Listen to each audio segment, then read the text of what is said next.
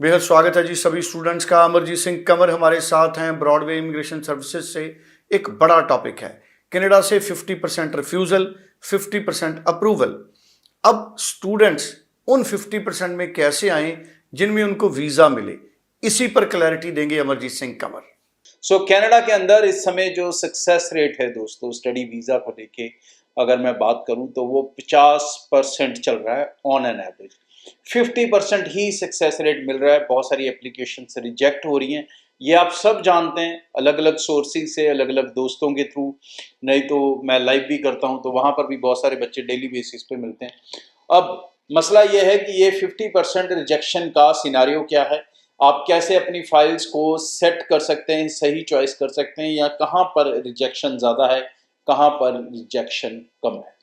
सबसे ज़्यादा visa rejection almost 90 to 80% वो फाइलें रिजेक्ट होती हैं जो आर्ट्स कॉमर्स स्टूडेंट्स की हैं और डिप्लोमा प्रोग्राम में अप्लाई कर रहे हैं। तो इन एप्लीकेशंस के अंदर हार्डली 15-20% ही वीज़ा बचा है।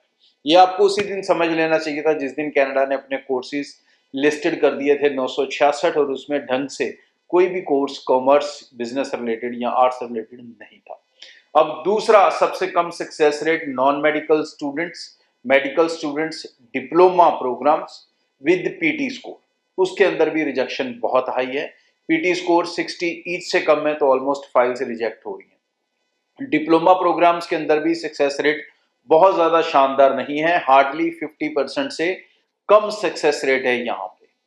और सबसे ज्यादा सक्सेस रेट अगर आप कहीं पे ले सकते हो वो है अच्छे आइल्स या अच्छे पीटी, मतलब अच्छे पीटी मतलब 60 ईच के साथ बैचलर डिग्री प्रोग्राम और यूनिवर्सिटीज के अंदर। यूनिवर्सिटीज चाहे प्राइवेट हैं चाहे गवर्नमेंट, दोनों ही अपना वीजा सक्सेस रेट अच्छा हासिल कर रही हैं। वो आप चॉइस कर सकते हो, वो आपका डिसीजन है कि आपकी कौन सी यूनिवर्सिटी में आपने लगाना है। बट यूनिवर्सिटीज के अंदर सक्सेस रेट कहीं ना कहीं 70% के आसपास है। On an average success rate 50% ही है। डिप्लोमा प्रोग्राम्स को अवॉइड करके चलेंगे, वीजा लेने के चांसेस बहुत ज्यादा रहेंगे आपके, चाहे फर्स्ट टाइम में ही वीजा ले लो और चाहे डिप्लोमा में रिफ्यूज होने के बाद फिर डिग्री में अप्लाई करो। बट अगर फर्स्ट इंप्रेशन आप अच्छा डालेंगे तो chances of success is very very high comparatively diploma का रिफ्यूजल लेके फिर डिग्री प्रोग्राम की तरफ जाना। उसमें फिर कई बार वीजा ऑफिसर अड़ जाते हैं और वो आपको वीजा इशू नहीं करते। तो जो आर्ट्स कॉमर्स वाले स्टूडेंट हैं वो किसी के कहने पे भी, चाहे कितना भी समझदार कंसल्टेंट हो और कितनी भी बड़ी ऑफर दे रहा हो, अगर आप डिप्लोमास में फाइल लगा रहे हो दोस्त, तो आप ये मान के चलो कि 80% चांसेस ऑफ वीजा रिजेक्शन है, वीजा अप्रूवल नहीं है। जितनी जल्दी इस सिनारियो को समझ जाओगे उतनी जल्दी अपने सितंबर इनटेक के लिए आप पहुंच पाओगे।